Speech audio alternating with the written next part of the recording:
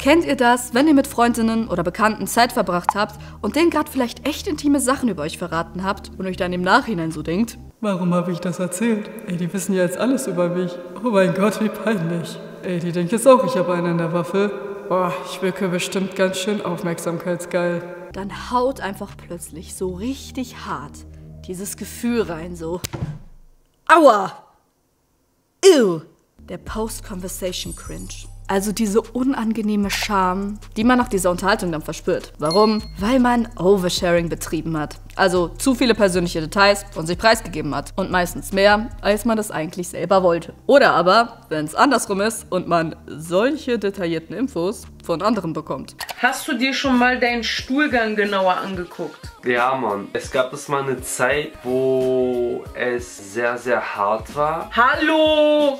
Du ekelhafte Mistsau. Und da war ich einfach neugierig. Und man sich einfach nur so denkt. Okay. Und in diesem Video will ich mal abchecken, warum wir überhaupt oversharen, wo die Trennlinie zwischen einfach nur offen sein und Oversharing ist und wie uns Social Media dazu animiert. Das Oversharing selbst kennen anscheinend so viele, dass es schon längst ein Meme für sich geworden ist. Das Gefühl danach ist unangenehm, wir sind abgefuckt von uns selber, wir fühlen uns lächerlich. Entweder wir reden gar nicht oder übertreiben total. Oder das Klischee schlechthin, wir haben uns fest vorgenommen, damit aufzuhören und stehen dann da wie er hier. Und jedes Mal denke ich mir dann nur, warum bist du so? Aber das frage ich mich auch immer. Warum bist du so? Schreibt mal bitte in die Kommentare, in welchen Momenten ihr das schon mal so richtig bereut habt, wenn ihr jemanden einfach zu viel von euch verraten habt. Kommen wir aber als erstes zu dem Ort, der am allermeisten zum Oversharen einlädt. Richtig, das Internet! Vielleicht erinnern sich noch die etwas Älteren unter euch an Facebook?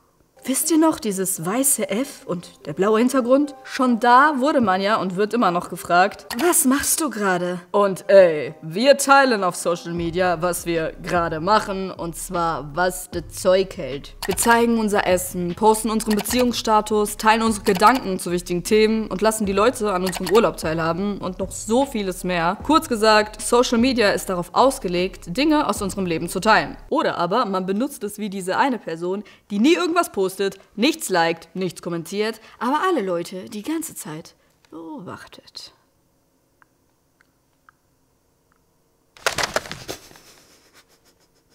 Wunderschön. Und da gibt es teilweise echt so einiges zu beobachten. Wir haben beispielsweise jemanden wie Doja Cat, die den Kackhaufen ihrer Katze teilt. Der Post hat einfach über 1 Million Likes. Es ist ein Kackstreifen. Oh, ich hab's ja auch geliked. Lol. Aber weibliche Nippel dürfen nicht gezeigt werden, ne? Ist klar. Oder aber Billie Eilish, die uns sehr stolz ein Foto zeigt, wie der Schnodder ihrer Nase runterläuft. Ich meine, ey, wir wollten mehr Realität auf Instagram. Wir kriegen mehr Realität auf Instagram. Dann ist es passiert. Ich habe mir in die Hose gekackt. Hier in meinem Auto. Oh shit. Im wahrsten Sinne des Wortes.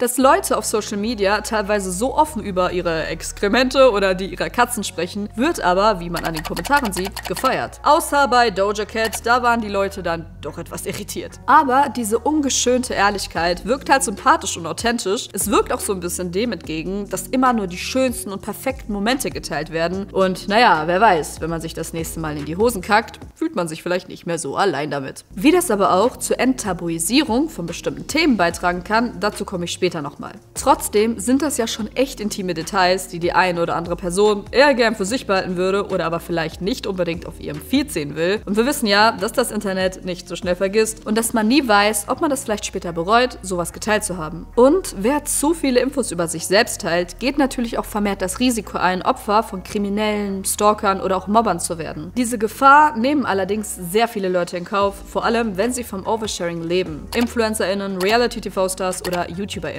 Hier besteht ja oft der gesamte Content aus intimen Einblicken ins Leben, also basically wird das Privatleben zur Karriere gemacht. Und besonders kritisch wird es, wenn beispielsweise FamilienbloggerInnen die Daten und Bilder ihrer Kinder auf jede erdenkliche Art und Weise im Netz teilen, sie teilweise sogar bloßstellen und die Kinder selbst zur Person des öffentlichen Lebens machen. Wir haben uns hier bewusst entschieden, keine Videoclips dazu einzublenden. Alicia Joe hat dazu schon ein sehr gutes Video gemacht, das kann ich euch nur empfehlen. In einem Artikel der Huffington Post wird auch beschrieben, wie schnell sowas nach nach und nach immer grenzüberschreitender werden kann. Also, dass es anfängt mit einem ganz normalen, süßen Bild, was man von seinen Kindern teilt, dann vielleicht übergeht zu einem Bild, wo sie ihren ersten Zahn verloren haben und mit einer Knieverletzung endet. Und ich meine, es ist kein Geheimnis, dass es teilweise noch sehr viel weiter geht und es gehen kann bis zu einem Bericht über das erfolgreiche Töpfchentraining oder Clips aus der Badewanne. Auch beim Reality-TV landen wir im Haus der Leute. Wir bekommen Dinge mit, die früher eigentlich mal privat waren und wir werden auch zum Intim-Waxing mitgenommen.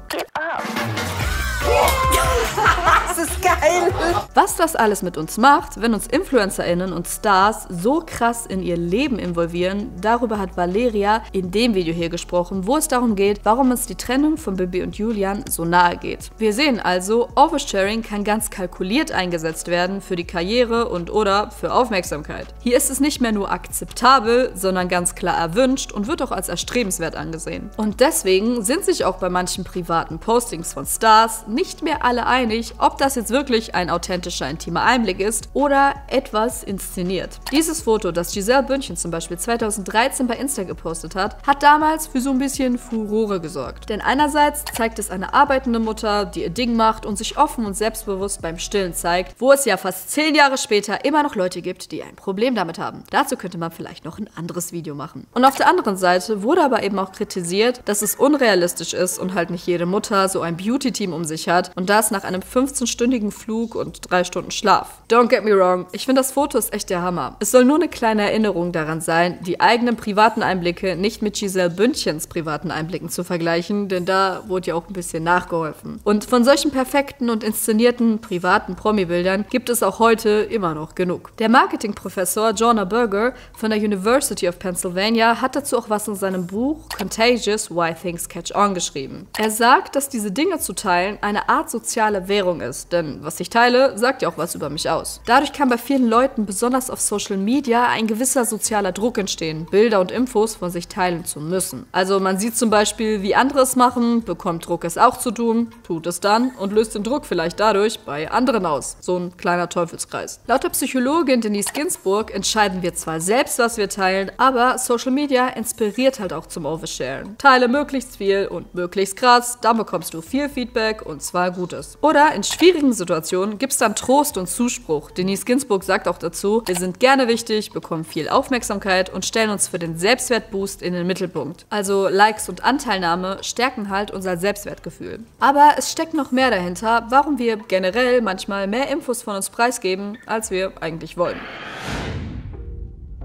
Natürlich haben Leute das Phänomen des Oversharens auf TikTok schon längst für sich entdeckt und ebenfalls die Cringeness davon, wie ich finde, sehr passend dargestellt. Und wie das so oft auf TikTok der Fall ist, gibt es auch einige, die versuchen, psychologische Gründe dafür zu finden. Also, dass das Oversharing ein Schrei nach Hilfe ist oder Leute, die oversharen, sich als Kinder nicht gehört oder gesehen gefühlt haben. Oder aber manipuliert wurden und sich beweisen mussten, um geliebt zu werden. Und auch wenn das alles vielleicht naheliegend klingen mag, bin ich trotzdem immer ein bisschen kritisch, was so Diagnosen auf TikTok anbetrifft. Und deswegen wollen wir uns mal anschauen, was denn so ExpertInnen dazu sagen. Die beiden NeurowissenschaftlerInnen, Diana Tamir und Jason P. Mitchell, haben zum Beispiel bei mehreren Untersuchungen herausgefunden, dass wenn man Dinge über sich teilt, das Belohnungssystem im Hirn angeregt wird. Also es gibt uns ein gutes Gefühl, über uns selbst zu erzählen. Wenn wir aber zu viel von uns erzählen, liegt das laut der Psychologin Denise Ginsburg zum Beispiel daran, dass wir schnell enge Beziehungen wollen. Und indem wir viel teilen, wollen wir halt Nähe schaffen. Andere wiederum wollen vielleicht ihre eigene Unsicherheit überspielen, indem sie sich so ganz entspannt, ganz chillig geben und viel aus ihrem Privatleben erzählen. Und wenn es einen sehr beschäftigt, was die andere Person wohl von einem denkt und man das irgendwie beeinflussen will, kann das sehr viel mentale Energie kosten. Wir wollen dann vielleicht interessant wirken und die Energie, die wir dafür aufbringen, lässt weniger Energie dafür übrig, zu filtern, was wir da eigentlich sagen. Das erklärt auch, warum Leute vielleicht zu genau den Leuten, die sie am meisten beeindrucken wollen, plötzlich Dinge sagen,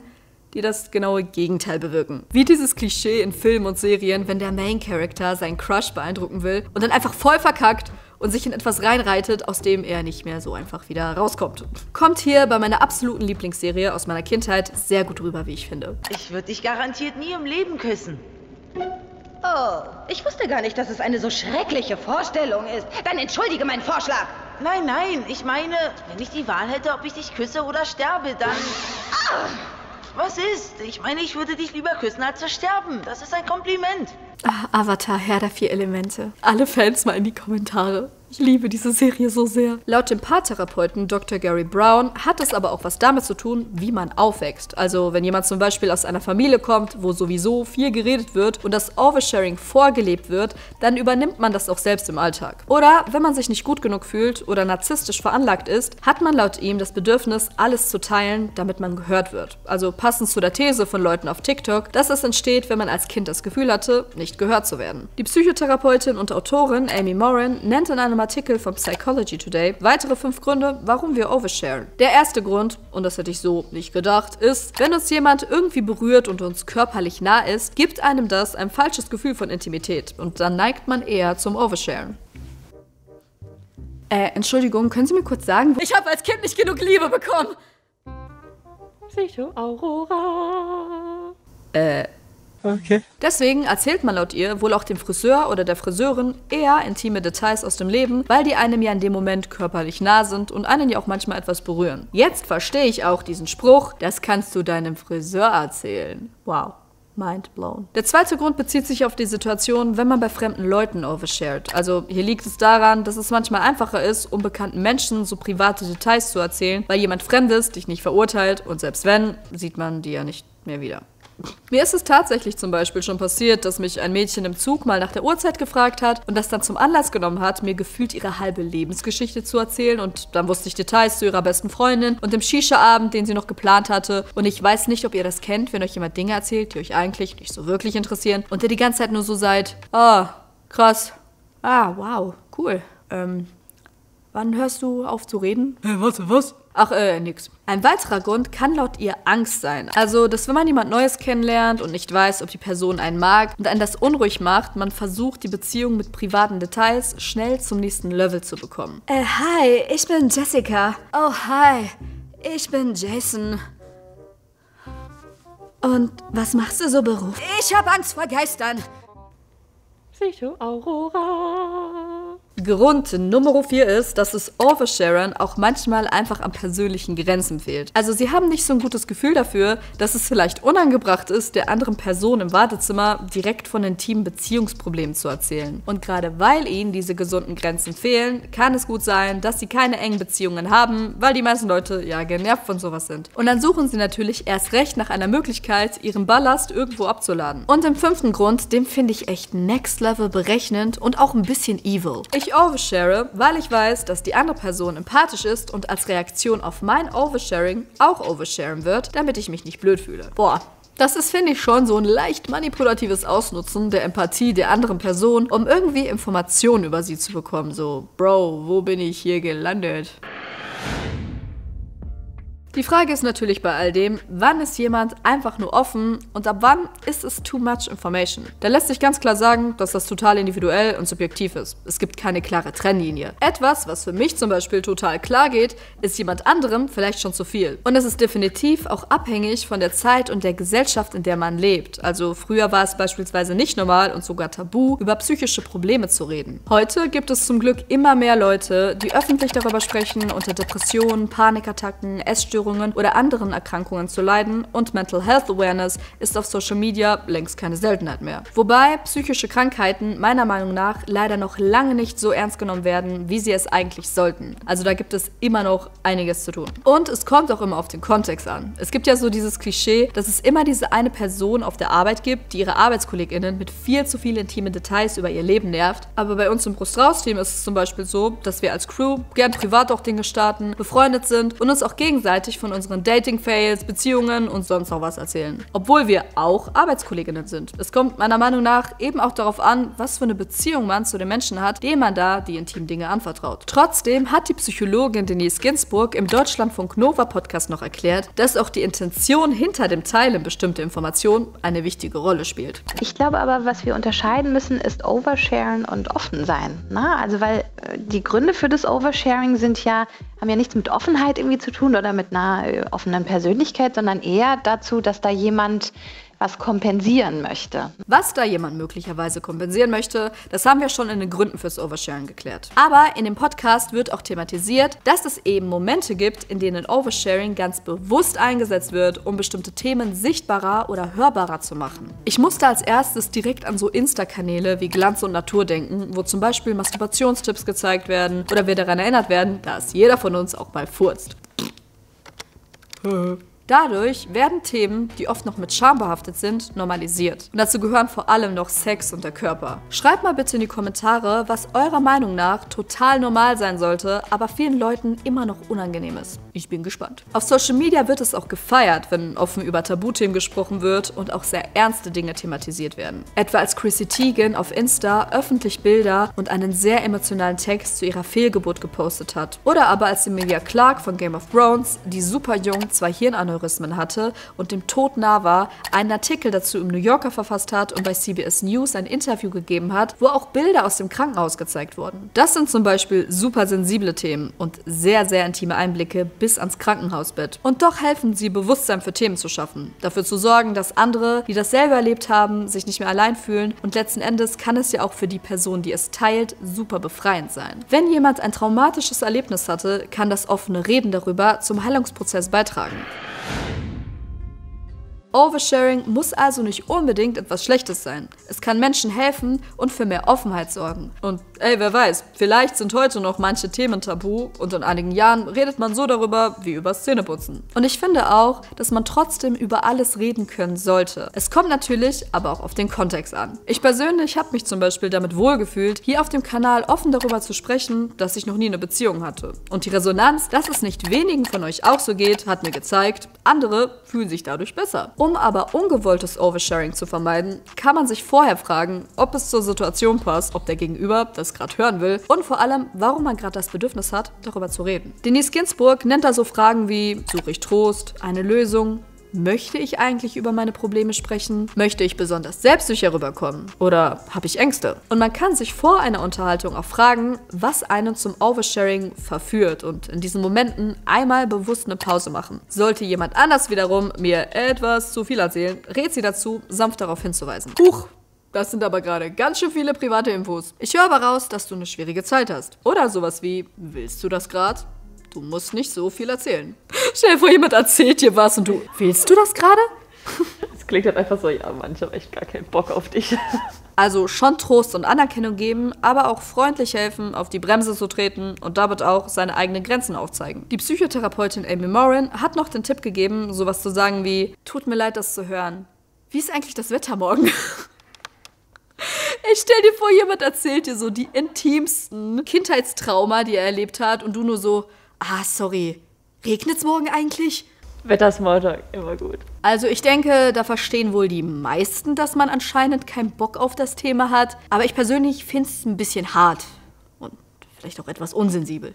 Welchen Tipp ich von ihr besser finde, wenn es sich um eine distanzierte berufliche Beziehung handelt, ist zu sagen, es wird echt schwierig sein, eine professionelle Beziehung mit dir zu führen, wenn ich so viele Details aus deinem persönlichen Leben kenne. Ich hoffe, diese Tipps helfen euch auch ein bisschen, wenn ihr Opfer von Oversharing werdet, also egal ob als ErzählerIn oder ZuhörerIn. Lasst mich gerne eure Meinung zu dem Thema hören. Ab in die Kommentare damit. Ab damit. Hier die Meinung und da noch eine Meinung. Und da noch eine Meinung. Hier kommt jetzt zum Video von Valeria, in dem es darum geht, dass es egal ist, ob du introvertiert oder extrovertiert bist. Und hier beantworte ich die Frage, warum wir uns gern emotional belastende Serien wie zum Beispiel Euphoria anschauen. Danke, dass ihr wieder da wart, Leute. Der Abo-Button und die Glocke rufen nach euch. Nächstes Mal wieder hier, selbe Zeit, selber Ort. Guten Abend und gute Nacht.